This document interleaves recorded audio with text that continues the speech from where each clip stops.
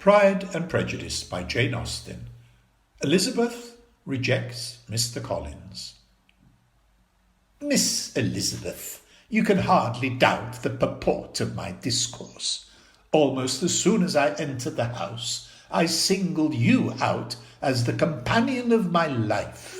Upon my word, sir. But before I am run away with by my feelings, let me state my reasons for marrying, and, moreover, for coming into Hertfordshire with the design of selecting a wife. I cannot imagine, sir, that a gentleman of your sullen composure would ever be run away with by his feelings. My reasons for marrying are, first, that I think it a right thing for every clergyman in easy circumstances, like myself, to set the example of matrimony in his parish.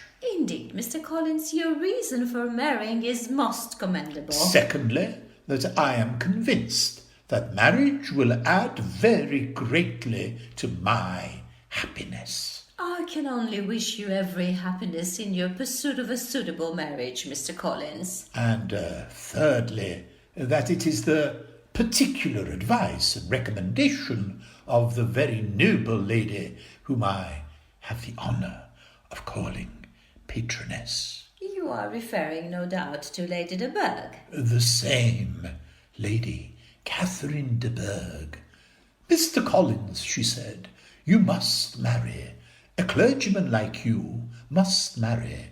Choose properly. Choose a gentlewoman. Let her be an active, useful person, able to make a small income go a long way. A small income? Mr. Collins, said Lady Catherine de Bourgh, find such a woman as soon as you can. Bring her to our neighbourhood, and I will visit her.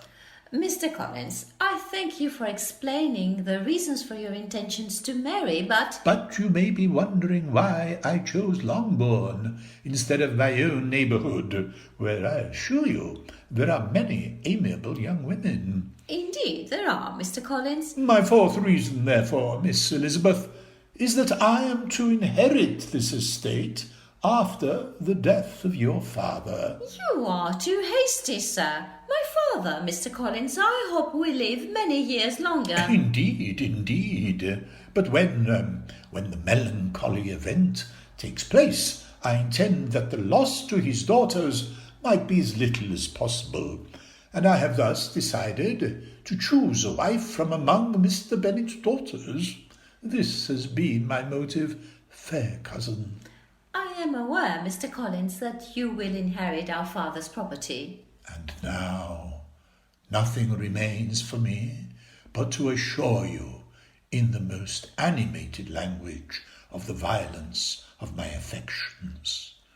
Upon my word, I say you are too hasty, sir. I am well aware that you will inherit only a small sum of money after your mother's decease. A small sum, Mr. Collins? Indeed, £1,000 is all that you will be entitled to. But I assure you, when we are married, I shall be silent on this matter. You are indeed too hasty, sir. I have made no answer. Accept my thanks for the compliment you are paying me, but it is impossible for me to do otherwise than decline your proposal. I am also aware that it is usual with young ladies to reject the man whom they secretly mean to accept, and that sometimes the refusal is repeated a second or even a third time. Really, Mr. Collins, I do not think... I am therefore by no means discouraged by what you have just said, and hope to lead you to the altar ere long. I do assure you that I am not one of those young ladies. I am perfectly serious in my refusal. You could not make me happy, and am the last woman in the world who would make you happy. You may be certain that when I have the honour of seeing Lady Catherine de Bourgh again, I shall speak in the highest terms of your qualifications, your modesty, economy, and your other amiable qualities. All praise of me will be unnecessary, Mr. Collins. You must pay me the compliment of believing what I say. I wish you very happy and very rich, and you may take possession of our estate whenever it falls without feeling any guilt or self-reproach. The matter may be considered, therefore, settled. I do not wish to accuse you of cruelty, because I know it is the established custom of your sex to reject a man on first application. Really, Mr. Collins, you puzzle me exceedingly. If what I have hitherto said can appear to you as encouragement... You must give me leave to flatter myself, my dear cousin, that your refusal is merely words, of course. Believe me, Mr. Collins... It does not appear to me that my hand is unworthy of your acceptance. Can I speak plainer? The property I can offer you will be highly desirable. Do not persevere. My connections with the family of Lady Catherine de Bourgh. If Lady Catherine knew me, she would find me in every respect ill-qualified. And it is by no means certain that another offer of marriage will ever be made to you. I thank you again for the honour you have done me. I must therefore conclude that you are not serious in your rejection of me.